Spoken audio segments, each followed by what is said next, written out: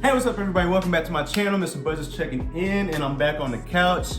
So the last video, I don't know if I actually put that out as the last video, but recently I made a video talking about all my teacher updates, and I kind of ended that video talking about, I'm not certified. The way I found out I wasn't certified, I told y'all all about that. But just to recap on that last video, because this video is going to be pretty much how, moving forward, my plan, my game plan on moving forward. So one day last semester, first semester, fall semester, I'm sitting in my room one morning, going over my game plan, doing my lesson plan of what I'm going to teach for the day. And the principal walks in. The principal never walks into my room. The principal hardly ever talks to me. We say hi, good morning, and all that each day, but as far as him coming into my room, I'm like, he needs something from me or needs me to cover another classroom. That's what I was thinking. But he told me, Mr. Budgets, he doesn't call me Mr. Budgets. He said, Mr. Budgets, I was going through, looking at all of our certified teachers, and I couldn't find your name anywhere. Are you certified? I'm like, I thought I was. I think I am. I passed the GACE. I thought that's all you had to do was to pass the GACE to become a certified teacher. But he said usually you have to do some kind of program or whatever. Program. No, I didn't do any program.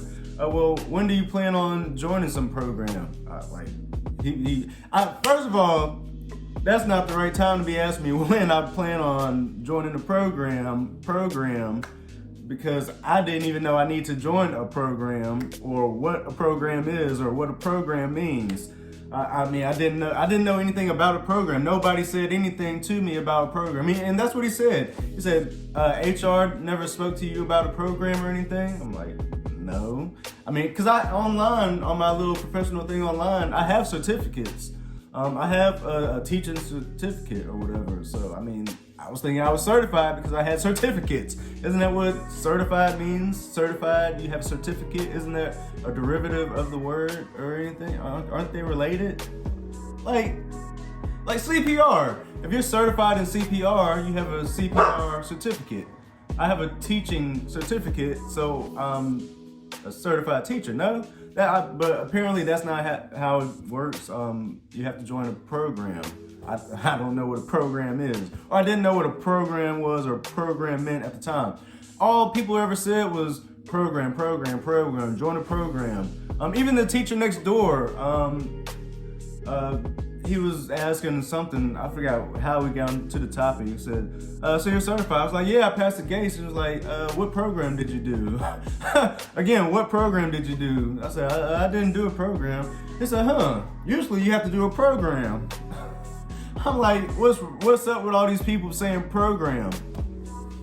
So, apparently a lot of people thought they were certified. A lot of second year teachers thought they were certified. And actually third year teachers too, because I don't know, there's something about first year, second year, and third year teachers that's all they talk to. Like that's all they develop or whatever. If you're in your first 3 years of teaching, I guess there's certain requirements now. I guess there's new requirements. But if you've been teaching for 4 years, I guess you don't have to meet these requirements, or I don't know. Maybe it was different. Maybe y'all have already done it. Maybe there were different requirements post-pandemic or pre-pandemic. But yeah, they told me I wasn't certified. So at the end of the last semester, HR from the district, they did this whole kind of virtual meeting thing with all the first, second, and third year teachers who weren't certified. So they got us all on this virtual call or whatever, and they said we have to join a program. Again, program, coming from the district leaders. Program. So, they're telling us what programs we can join. So, that call went and everybody had questions and people were asking about, well, are y'all gonna help us pay for these programs? No, they're not helping us. There's no help for these programs. So fast forward to a couple weeks ago, spring semester, January 2023. So fast forward a little bit, they came out with a scholarship for these programs. So programs, It's from the Georgia. It's from the Retired Teachers Association or something like that. They're gonna help. They're gonna select 3 people with these programs. They're gonna give 3 teachers $1,000 towards these. You see, Lady? Yeah, I haven't seen Lady in a while, but Lady Bud just let everybody. Yeah, get your 15 minutes of fame, baby. Yeah. No, they're just gonna look and listen and look cute. All right, I'll let you be seen. All right, so they're gonna give 3 people $1,000 towards these programs. So you know, they showed us what programs we can actually join. That they'll actually accept. So I go online and I look at the list of programs that are acceptable. And these programs, these are master's programs. Yes, I have to go back to school to get my master's degree. Like, why didn't anybody just come out and say you need a master's degree instead of saying you have to join a program? Like, you know, you have to have a master's degree, you have to join a master's program, or, you know, hey, you have to go back to school or anything. I wasn't planning on going back to school. I thought I was just going to keep on teaching, and I mean, because I already teach, so I passed the gates. I thought I was certified. I didn't have any plans on getting a master's degree, but apparently it's required to have a master's degree to teach.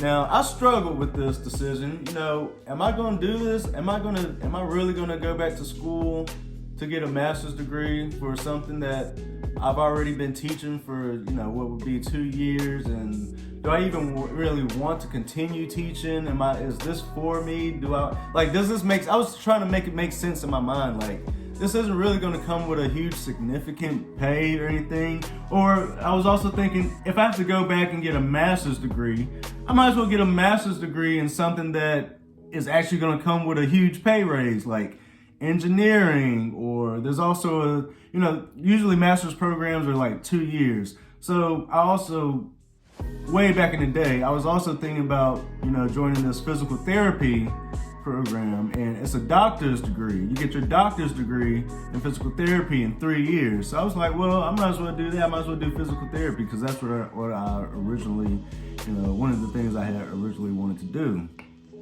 So, I sat with it. I was kind of stressed out about this decision for about maybe like 3 days, maybe even a week, maybe. But I ultimately came to the decision that I am going to pursue my master's degree. I've already applied to Augusta University. That was one of the places, and I weighed my options. I went through this heavy. I would love to go to UGA or the University of Georgia, just to say that I'm a dog. I would actually love to go to University of Georgia, especially because they just won 2 back-to-back national championships. Go Dogs, sick 'em.